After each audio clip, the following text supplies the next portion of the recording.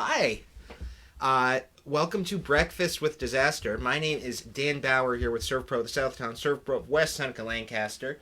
Good morning to Noelle, Devin, Jan. I think Kathy's on here as well. Everybody's sort of popping in.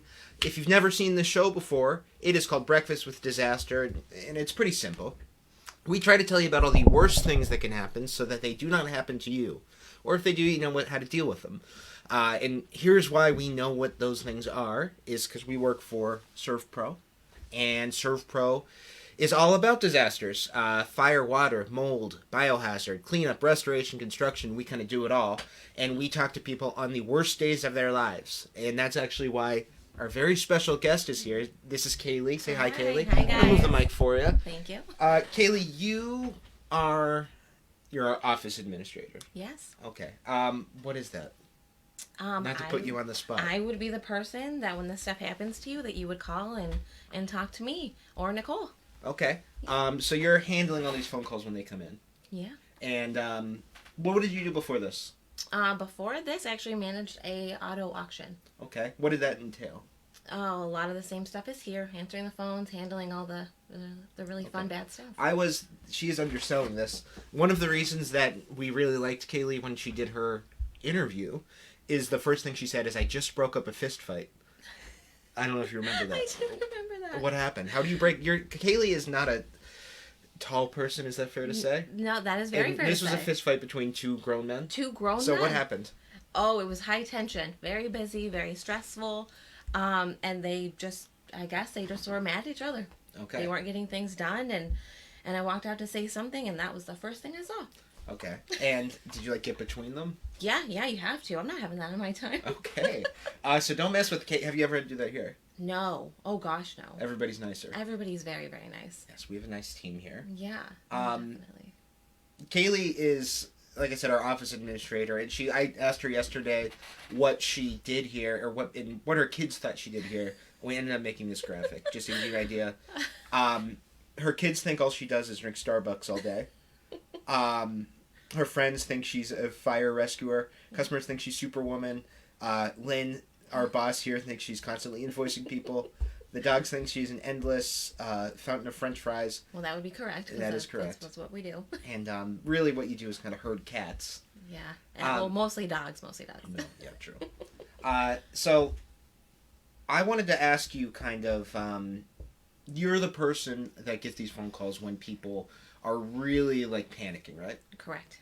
What is that like? It's pretty sad and awful most of the time. I mean, it's hard not to get a little bit emotionally invested because this is the worst time. This is their home. Their families are there. And it's not a great time for anybody. So it's tough, but we do everything we can and we get someone scheduled and get out there as soon as we can. All right. You think you can speak up a little bit? I probably could, yeah. Yeah. I don't want to yell at you. Yeah, it's okay. I wanted you to talk a little bit about, because we've got a lot of insurance agents on here, and let's just pop and see who's here. Kathy, Lynn, Jennifer, Megan, Sam, Kathy, Diane, Michael, Betty, Katie, Jennifer, Lisa, Jackie. Hi, guys. A lot of people in the insurance business. Yeah. And these are their customers that you were talking to. Yeah. So, in that first 5 minutes, what is important for those customers to know? Because they're probably calling these folks first. What should they be telling them? What's important for them to know to make these disasters as undisastrous as possible?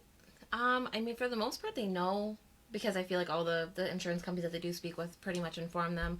The biggest thing I think we get is they just think that we're a part of the insurance company as well. Mm-hmm. So they're asking us a lot of claim-specific questions that we just don't know. Right. So, unfortunately, we have to usually direct them back to their homeowner's policy and someone in that company to get those answers. But for the most part, they need kind of a walkthrough of the process. Right. A little bit more so than if they're missing information. They just kind of need a guide, which we're not sure. Maybe the insurance company does tell them that, but sure. I'm sure in that moment they're not thinking all the way through the steps. What are those questions? Am I covered for this? Yep, am I covered for this?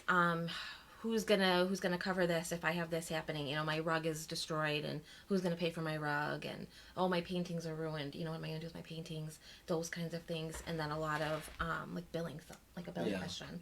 What's it like talking to people when something like that's happening? I mean, I think that, pretty much in any, having my customer service stuff and Nicole's especially, we can verse very well in that and handle anybody who's up here and really upset, to the crying, to the anger. It's all over the board, but I think we do a really great job. And So you've been here, yeah, you do.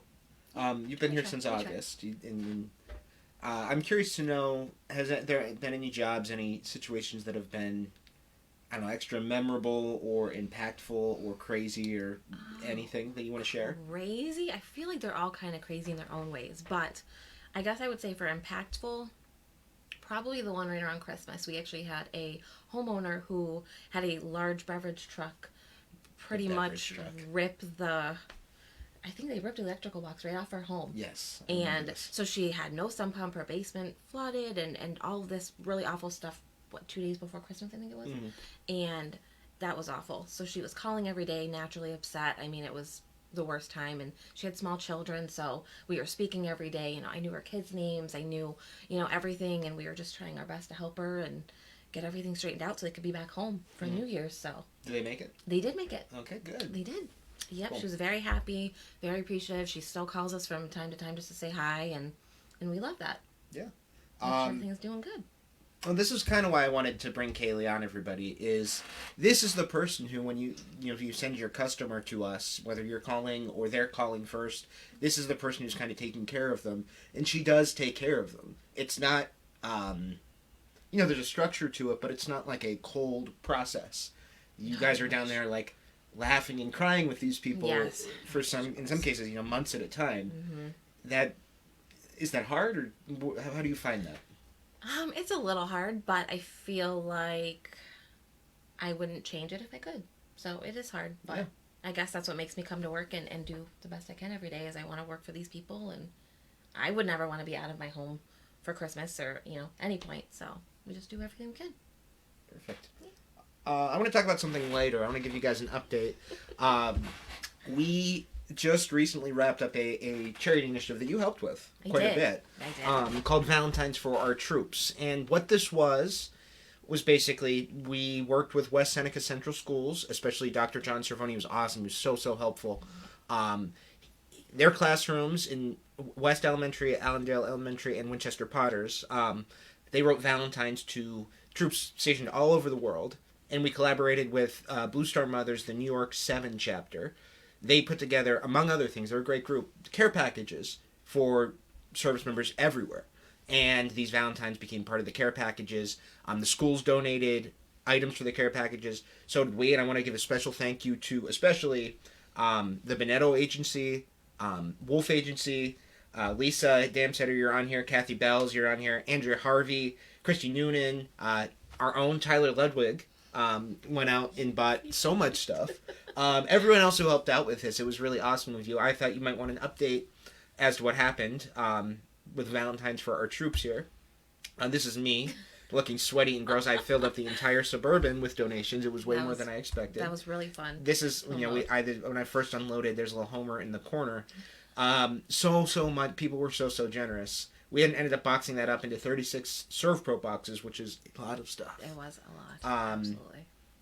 Took it in a box truck over the Blue Star Moms, and here I am last Saturday donating everything. Everybody, thank you for being so generous and supporting this. It was awesome. This is a great group. They do this every single month. They're working at this every single month, putting together care packages. We were one small part of that, but between the Valentines and the donations, I think we really made a big impact. So if you ever wanted to get involved with them, I'm sure they would be more than happy to have you. It's a group of mothers, grandmothers, female legal guardians of folks in the military. But you can also, and they're very actually open to this and seeking this, if you know people in the military and you want them to start receiving these care packages, if you give their name to Blue Star Mothers, they will send them care packages every month full of, well, the ones I packed personally were full of Pringles and beef jerky, but they're full of all sorts of stuff. It's a really awesome group. I would definitely suggest looking them up. I'll tag them in the comments here. I do want to show you some of the Valentines because they were funny. Because kids are funny. They were the best. And Kaley was the one who sorted through these Valentines and took some photos, so I think I picked good ones. They were really good. I took the kids' names out in Photoshop just because I don't want to blow up anybody's spot, but I did want to show. Hey, some of those needed them because they were really good. Their drawings were great. There's some ones that were just like plain sweet, like Dear Troop, we're wishing you a happy Valentine's Day. Stay safe, XOXO. And there's I think a sun. I think that's the sun, and then a person and a snowman, which is very like holiday aware. Yeah. I love these guys. These kids they made these like cutout soldiers, which we took a little photo with the Surf Pro truck. But these were younger kids. I think they were probably in kindergarten. And they had this printed message, and then they all signed their names on these cute little soldiers, and they colored them in. This one I just thought was really cool, like art wise, with that pop up school, and then she wrote "I love turtles" in the corner for who doesn't. Yeah, I know I do. But I think my favorite ones were the jokes. The jokes were, oh my god, they were cheesy, but they were great. I love this drawing too. Everything you do for us is super nice. 100% agreed. I love this drawing of the guys, the soldiers actually receiving the cards. They're just waiting for them to drop out of the plane. I'm not sure if that's exactly how it happens. Here are a couple of jokes, and this is a little small, but I will read them for you, Kaley. What did the cook say to his girlfriend? Oh, I don't remember this one. What did the cook say to his girlfriend? I'm going to make it a Too little small. bigger, okay? All right, there's my image slideshow. What did the cook say to his girlfriend? You're baking me crazy. This isn't even funny, but they're sweet. What did the refrigerator say to the magnet? I find you very attractive. Oh yeah, that would make sense. Yes. Okay. These are that these kids wrote for the troops here. Here's another one here. Let's bring it up. What kind of candy is never on time? Oh, this is a chocolate one. Chocolate. Chocolate. Love it. And this is one of my favorites. And Robin Brady, the principal over at Winchester Potter, sent me this one. I thought it was funny. Strawberries are red. Blueberries are blue. Gum is sweet, and so are you. There were hundreds of these Valentines like this.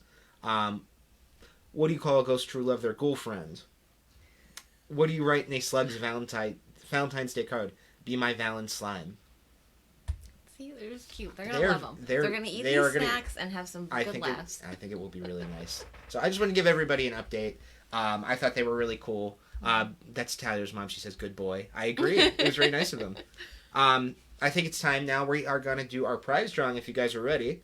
I'm Kaley. I'm going to let you do the honors. So, okay. If you guys have never done the prize drawing before, this is for the Serve Pro Mug Club. Let me bring this guy up. And every week we do a prize drawing for people in the Mug Club. They get a number. And if you're not part of the Mug Club and you're watching this, I don't know why you're not. Comment, let us know that you're registered. And if you're watching and you are part of the Mug Club, still comment, because if you're watching and your number gets called, you will get a double prize. So if you're watching, there's no other way for me to know that you're watching until you actually comment. So comment on the post. I'll give you a second.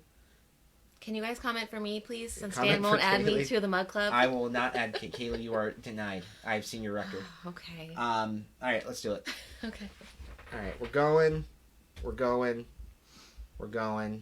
are we going to get? Ooh. That is number 511. Kaley. Ooh, who's the Let's winner? look at the list. Who's 511? Ooh. Iris? Eris Geithner at Weimer Over. Eris, are you on the call? Are you here? Are you on mute? I've not seen Eris. Eris, you have not won the double prize, but you have won. Congrats to Eris. Thanks everybody for hanging out with us. If I didn't say good morning to you, I'm very sorry. A lot of tech over here. Lynn says you're awesome. Have you every week? Oh, she's... I don't know about that. Lynn is in Florida. Lynn, it's snowing here. I'm very jealous of you. Yes. Congrats to Eris. Thanks everybody for watching. We'll be back next week, and I'm trying to make this a little bit more fun, more interactive. So if you guys have topics you want us to talk about, be they disaster, you want us to explode something or flood something, or I don't even know. I vote explode. Explode. There's really nothing better. If you like Kaley, let her know. Maybe we'll have her back. Let her know in the comments. Until next week, I am Dan Bauer. This was Breakfast with Disaster. I'm with Serve Pro of the Southtowns, Serve Pro of West Seneca Lancaster. Kaley, who are you? I'm Kaley. I'm downstairs. If you need me, just give the office a call. Yeah, I'll help you out. She is here to help all of your customers, and she will do a wonderful job. Yeah. Whether you call them in yourself or they call us, Kaley will laugh and cry along with them. Kathy says, Kaley, you rock. Oh, thanks, Kathy. All right. Have a good day, everybody. See ya. Bye.